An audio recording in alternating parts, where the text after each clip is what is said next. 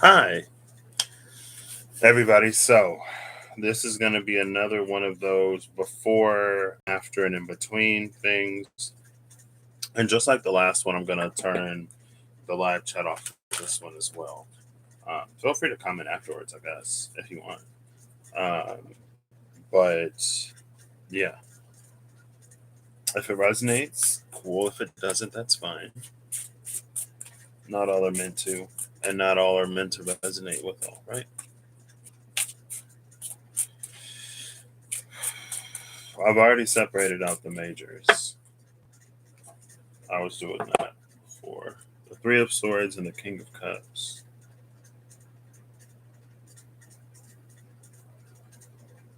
This was like an energy of anxiety or a fear. Like the King of Cups isn't accepting that cup for fear of its heart being pierced. Maybe it's recently healed.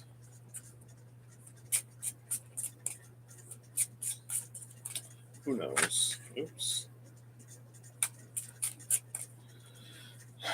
So, I want to go backwards this time. We'll go to the after, and then the in between, and then we'll go before. We'll work our way backwards here. Well, I'm not going to be able to shuffle these like that, so that was okay. Okay. Well, we got a title card, which is cute, I guess. Bottom of the deck is the Emperor.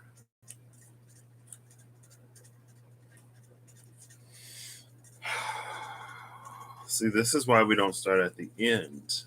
Oops, see. Injustice is behind the Emperor. Okay, maybe that's why this is here then.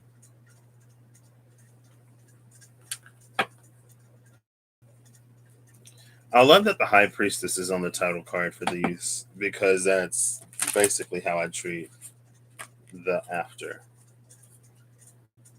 So after it's something that it may be a whole new chapter, but like a different book in a different series, a universe reimagined where the characters are the same but different.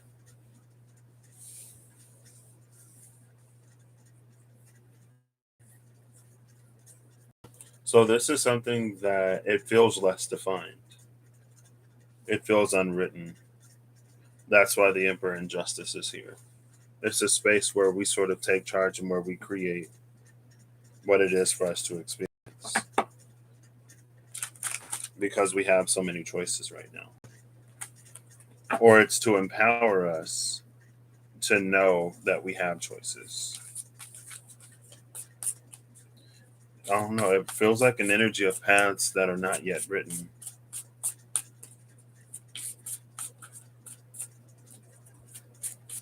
So, what's in between?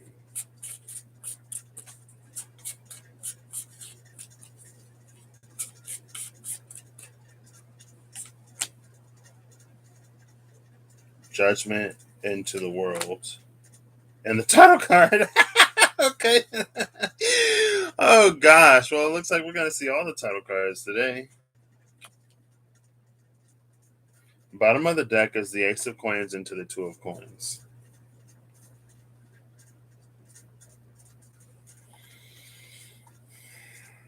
Let's set this here. Judgment into the world.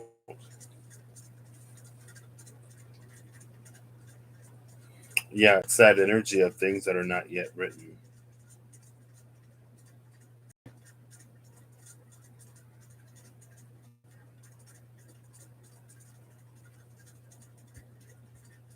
I'm actually going to read this one because Judgment is one of those cards that I get, and I'm like, how do I read this?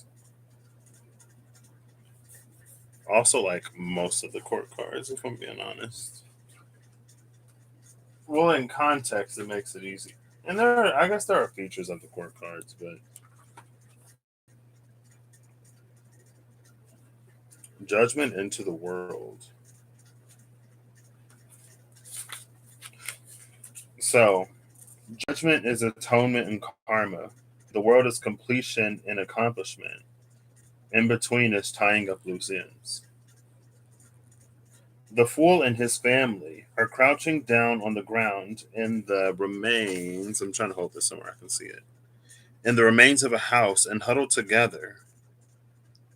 Whilst all around them, the judgment angels have created a tornado which is ripping up the walls and the foundations. This scene is set within the eye of the storm. So, although there is a tornado and it's quite a dramatic process, there is still an element of calm and acceptance of the situation. In this card, the building is representative of self, which is the final thing we need to let go of in order to complete our spiritual cycle. The elemental correspondence for judgment is fire, and as we move across to the world card, that fiery element is burning away who we were and every last thing that is associated with our identity. When we enter the final world card, we will be cleansed of everything that held us back. The judgment process is hard and tough. In this in between state, we are stripping back to basics. We have been judged and are now preparing for the final stage. We find ourselves tying up the loose ends in our life, so we are free of clutter and able to move freely again. The energy of the judgment card teaches about learning from experience and also about atonement. We are all human and no one is perfect. In the physical body, there is the capacity to hold on to a lot of resentment, emotional discord, and upset. It's only when we are truly able to let go that we start to feel the burden of all that clutter start to lift. With this in between state comes the realization that we need to absorb those judgment teachings and prepare for the final step. Oh my gosh. Oh my goodness.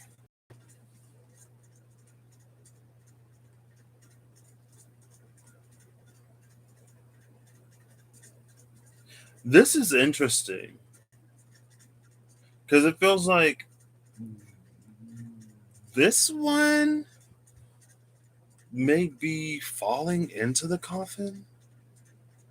I guess I'll pose the question just like I did last time. Are they going into the coffins or are they coming out?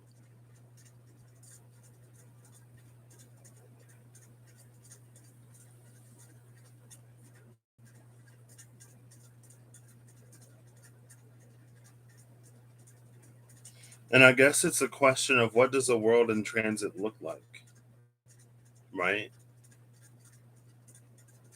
Because there's been a lot of, like 3D, 5D, New Earth. But what does that transition look like going from one to the other?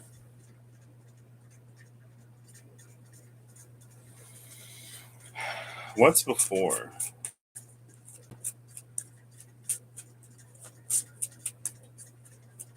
or now or whenever?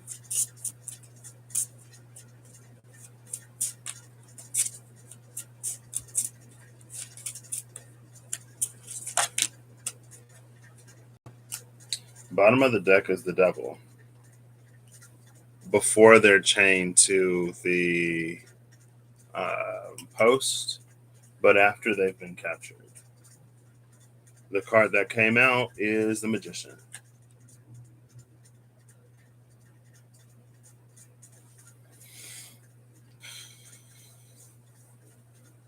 And this is the magician before. This is the magician that creates primarily through the mind.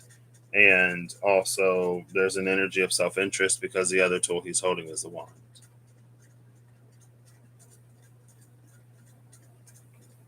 So, again, it's that energy of like the time of self interest is over.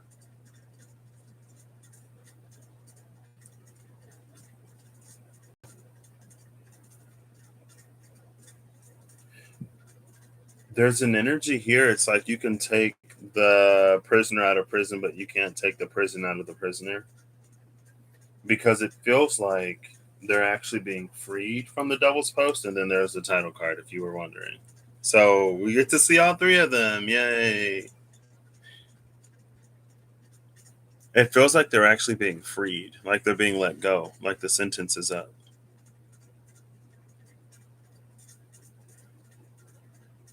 But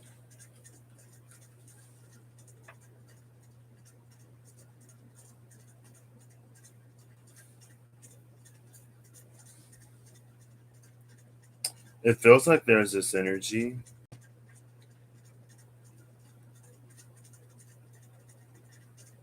It's like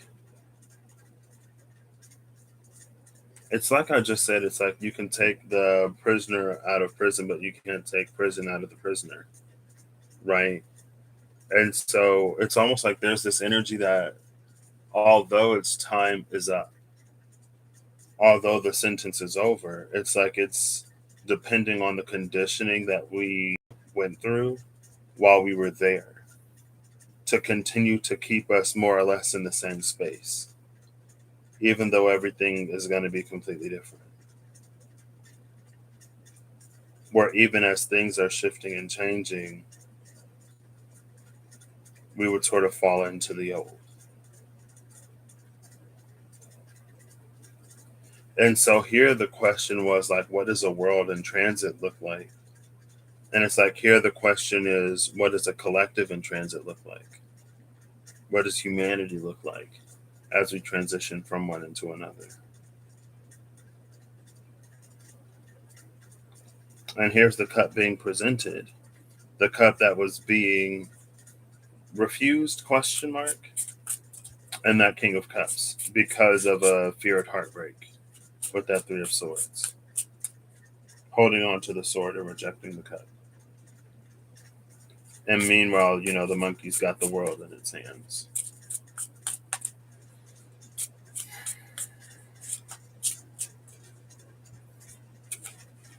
The snake is also here around the magician, which takes it back to the Garden of Eden. Oh, devil energy. Why not?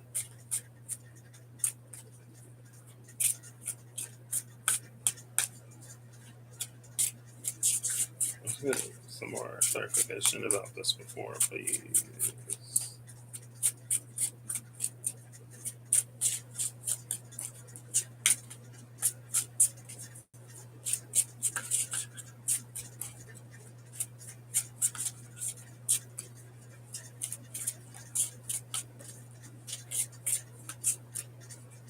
I'm just gonna keep going until something comes out. I feel it.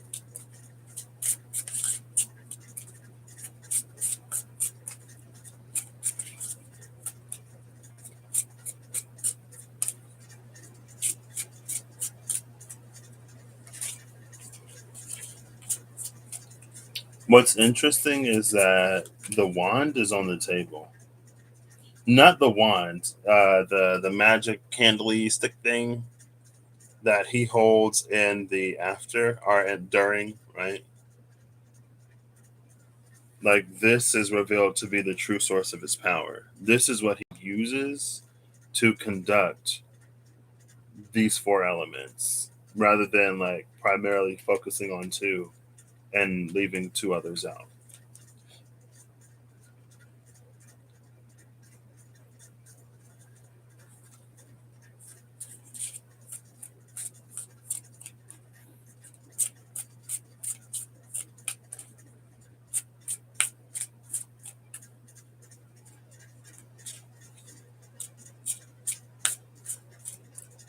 And it feels like this is going back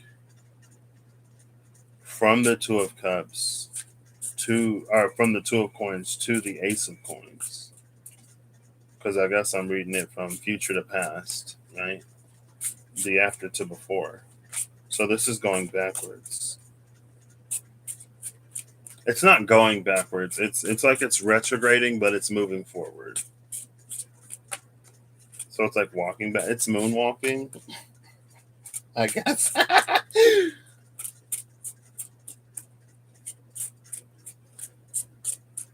We're going back to the ace. And it's an energy where choices and decisions have been made. There's an energy here. It's like we were freer, Five of Wands at the bottom. We were freer than we thought we were. And again, it's an energy, it's like where the primary influence was actually gone. But we continue to play out the stories because, again, the conditioning. And it happens whenever we sort of like can't let our past go. And with the devil energy, it's like what we use to sort of cope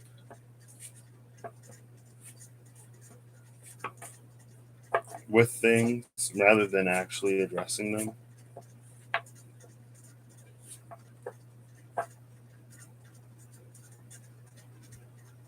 And it feels like the start is sort of universal, but the difference is going to be in us and what we choose moving forward.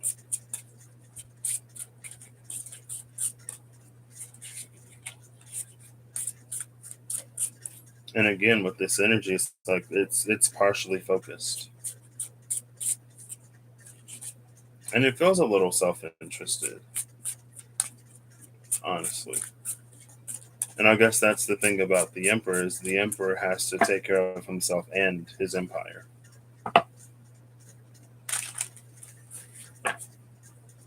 and so it's more than just self-concern. And this is a good emperor because justice is under it. This isn't one of those manipulative, selfish, whatever emperors.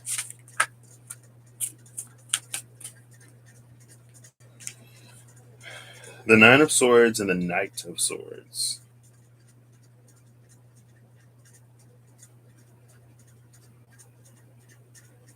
I guess it's a question here of like whether or not we do it.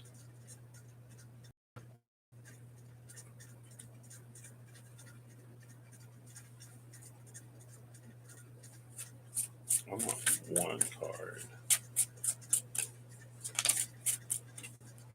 The Knight of Wands. It's funny because the Knight of Swords and the Knight of Wands came out with the Three of Pentacles together a while ago. Eight of Swords is at the bottom of the deck. So we see that in some ways, this Eight of Swords, I don't know if it's a punishment.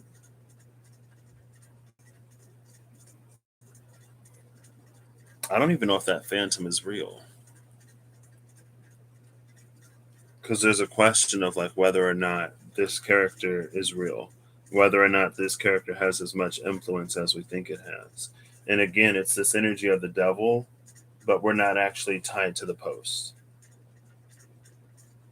We've just been convinced that we are. And because we've been convinced that we are, it's like we manifest situations where it's like we put ourselves here because of this manifested fear. It's like when you make a boogeyman more powerful because you believe that he has the ability to do whatever to you. And because you believe it, he does, whether or not he actually exists. That's how powerful the mind is. And here's the magician who operates primarily in the mind.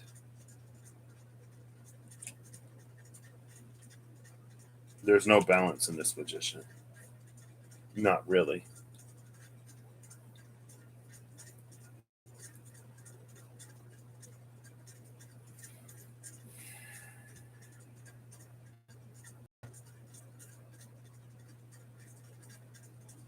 And it feels like this Knight of Swords fights on behalf of others.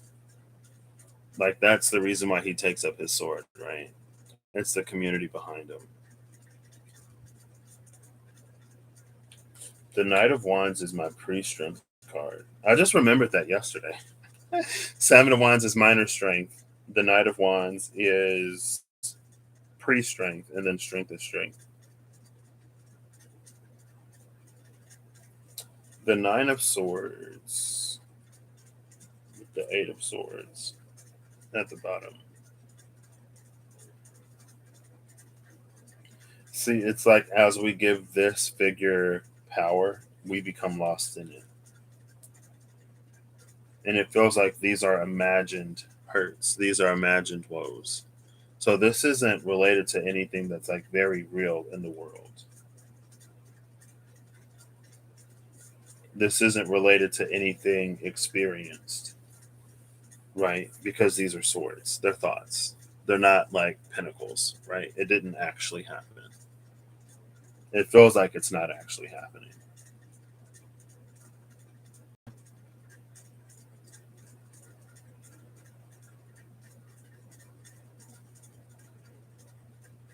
And I feel like there's a certain, I feel like discretion might be the word that comes to mind, that's needed as we enter a new phase. It's like we need to see it. We need to take the blindfold off and see if that thing is actually there.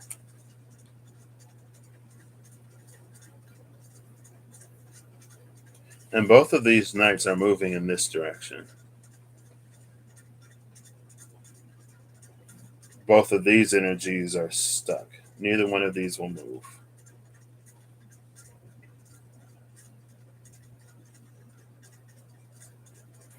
And so I feel like there's another energy interjected here.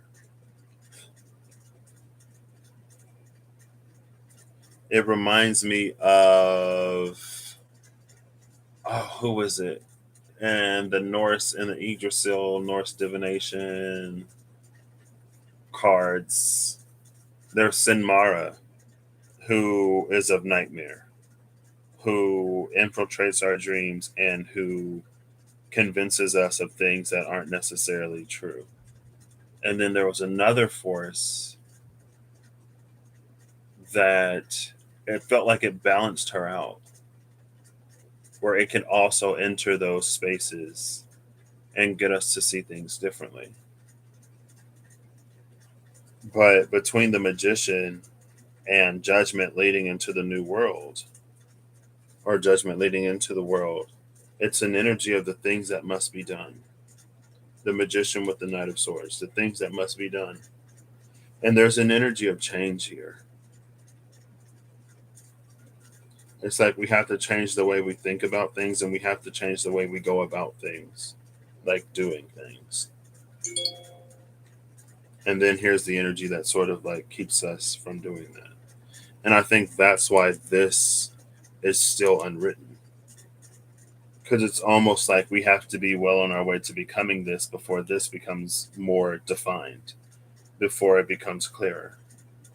Because otherwise, with judgment into the world, we'll miss it. And it feels like an us thing. It feels like choices and decisions that we have to make because our free will is honored.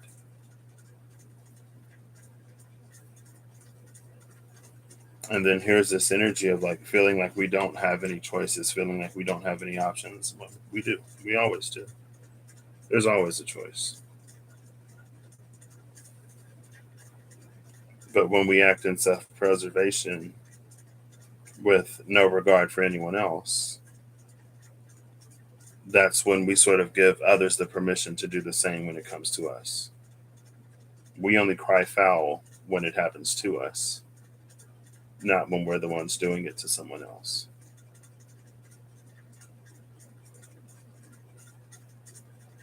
And so, too, there's an energy of like sort of being that justice within yourself that you wish to experience, or that you wish to sort of be whatever. And I was watching something yesterday, and I was just thinking of how, I guess, funny it is that so many would, not funny, maybe interesting. It's interesting that so many would see what transpires on Earth and they would question whether or not God actually exists. They would question whether or not the divine is there, or if it cares, or if it's listening. But then, if you present it with something, that person, how many of them would give the care and attention to people who are hurting? How many would actually pay attention rather than looking the other way or ignoring it or bypassing it? Your attention is divine. It's like literally scientifically proven that your attention changes the outcome of things, it changes the appearance of things. And it's one of the reasons why we'll never really understand the true nature of anything in its natural state. Because as soon as we observe it, it is changed for our observation of it.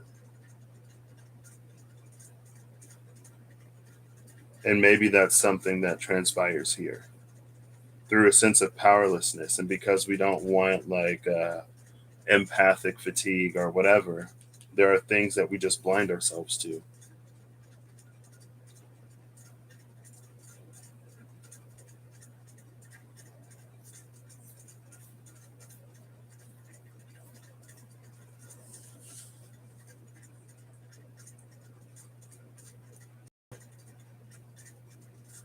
And maybe that's why this title card is here.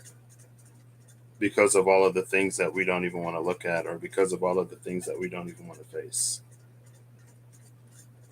And it's like if you've been given the opportunity to witness or observe and you choose to not take it, then that's the choice you made. Right? There is something about being able to observe something and not be lost in it, though, which is, I think, it's like it's part of the reason why for a time we weren't seeing in the first place.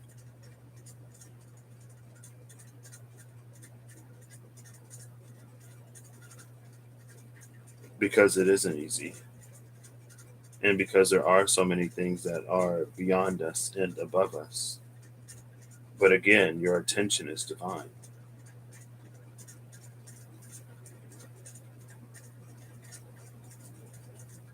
And if you can give your attention to something and not be lost in the appearance of it, or not be so overly consumed by the outcome of it, that's when we start to form a sort of mastery that is judgment into the world. Judgment into the world is like using your power of attention to change the world around you, to say no more to the things that you no longer wish to experience, or to celebrate the things that you wish to accentuate.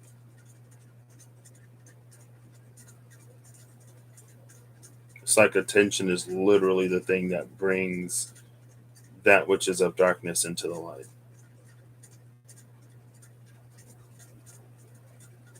But we've made habits of avoiding boogeymen and stuff like that, right?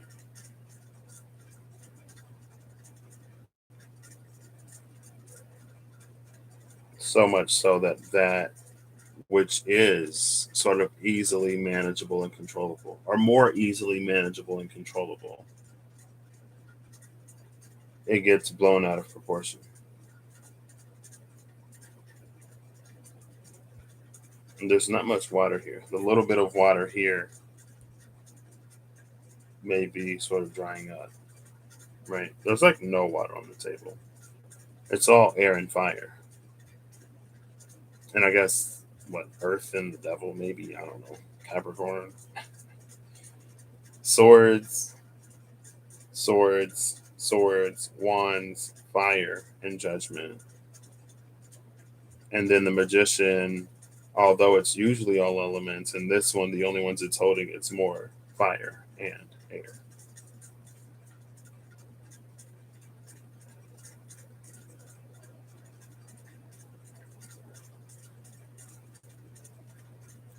And it feels like instead of like that whole like you can't put out fire with fire, or using water to put out fire,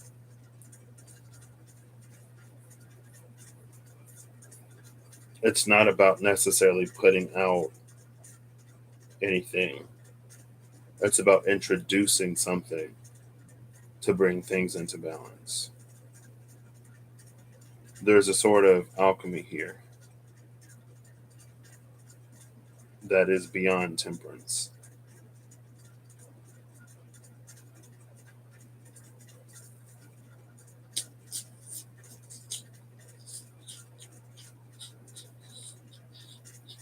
I'll grab a archetype. I wanted an oracle deck, but I don't know if I would have one. I mean, I feel like usually I would go to the Whispers of Lord Ganesha for this, but it doesn't feel like it fits. So let's see. I feel like I should be better at shuffling these now since I'm like shuffling everything else, but we'll see.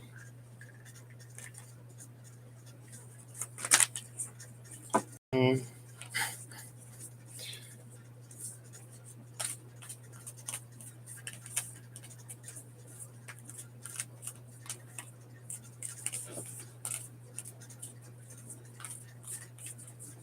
I want like one or two of these.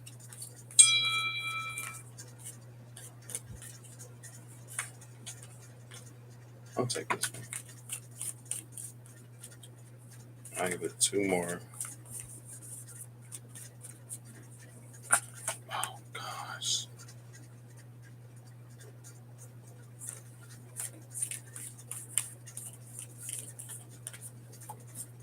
That's more than I bargained for, but that's fine. Alethea is a truth.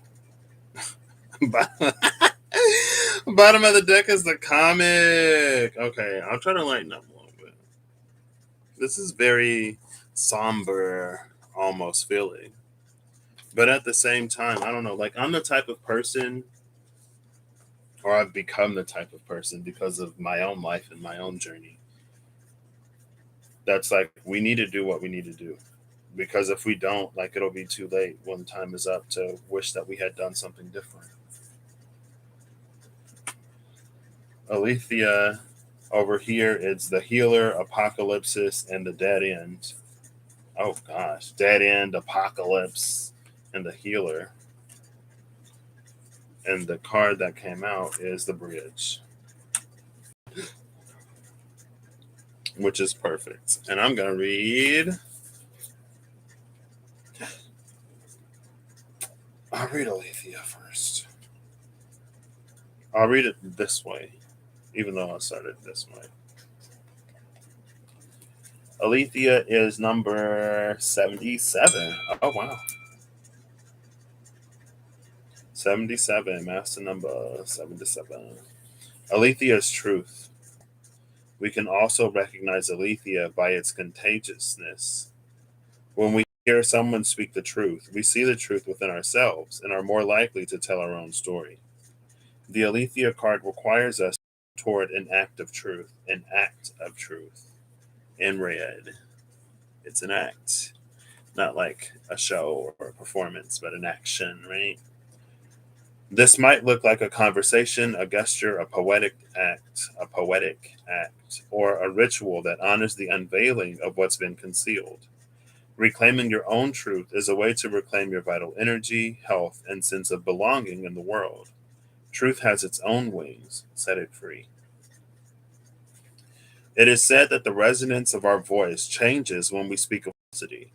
In this light, practice seeing truth as a vibration. The bridge is number 38. Oh, well, look, there's the dead end. I guess I'll go ahead and read the dead end since I'm already here. The dead end is the closed door, the final chapter, the impasse. I saw that word yesterday. Somewhere. I don't remember. Impasse. Contrary to what its name implies, the dead end is very much alive. It is a force that stops us from moving forward as planned.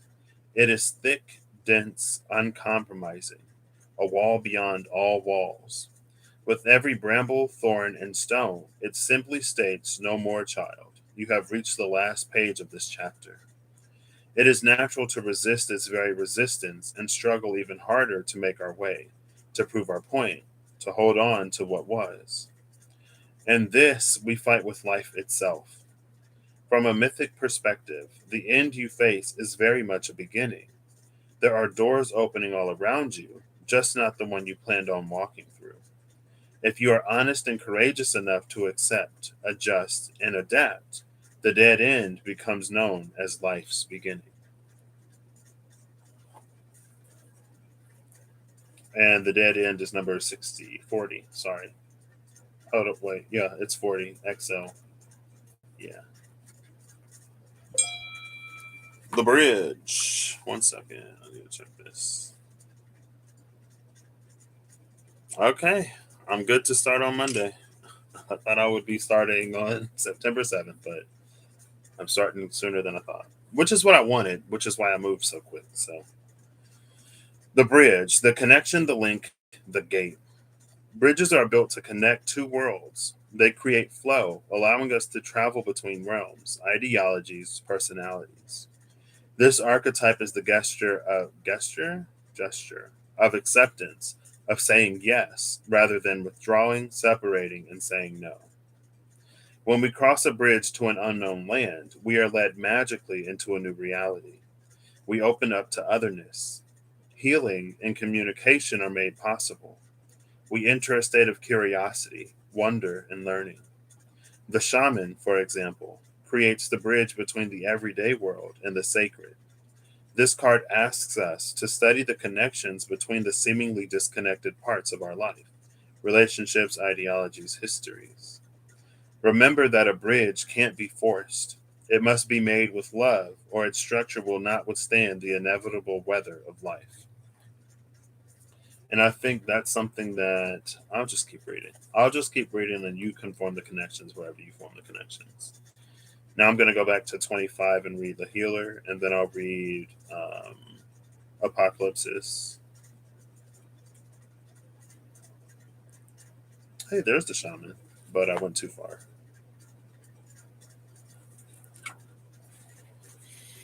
The healer is the light worker, the gifted, and the old soul. Though some claim the work of the healer as their gift and name it as their dharma, the force of this archetype is within everyone.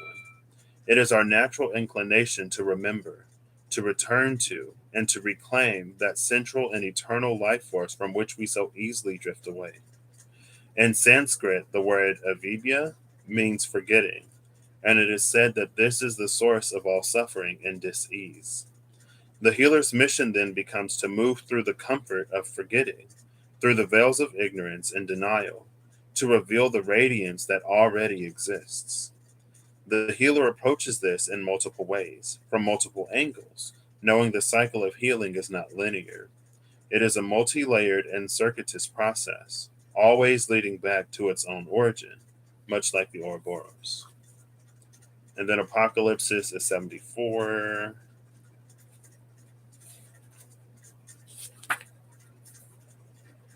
Removing the veil of deception.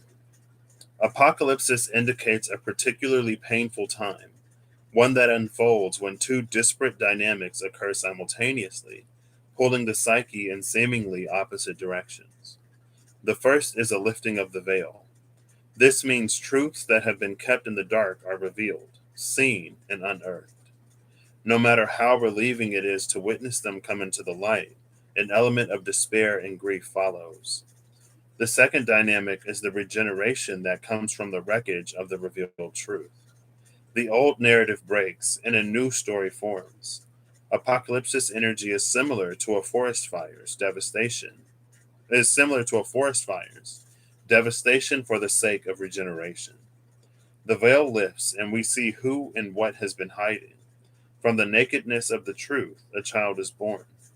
Have faith in the process. Hold on to your center. That is the only way.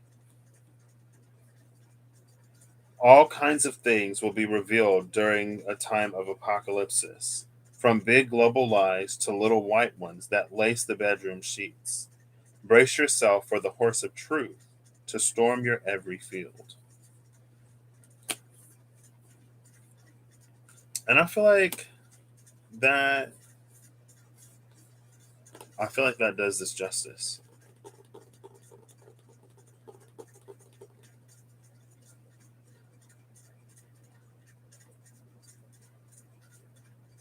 And I'm not going to say anything. The rest is for you. However you choose to interpret it, take it or not, and move forward or not. So I hope you have a good whatever whenever you see this. I hope you're acting in alignment to make all that you wish to experience your reality. And I hope that whatever you need to face, regardless of how uncomfortable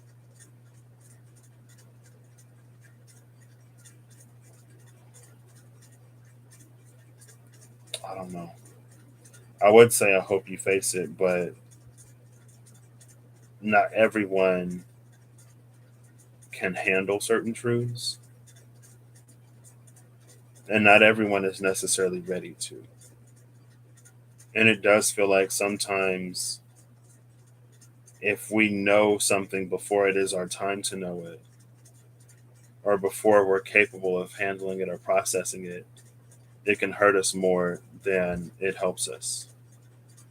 And again, it's that energy where you can take the prisoner out of prison, but you can't necessarily take the prison out of the prisoner. You can't take the prison out of the freed man.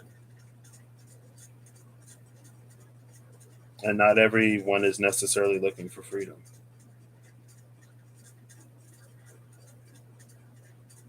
Not to fall into judgment games of who is and who isn't. But it's like we all experience trauma in life, but there are varying degrees of trauma. And maybe there are certain things that are better left forgotten for the sake of one's psyche and one's ability to function in some way.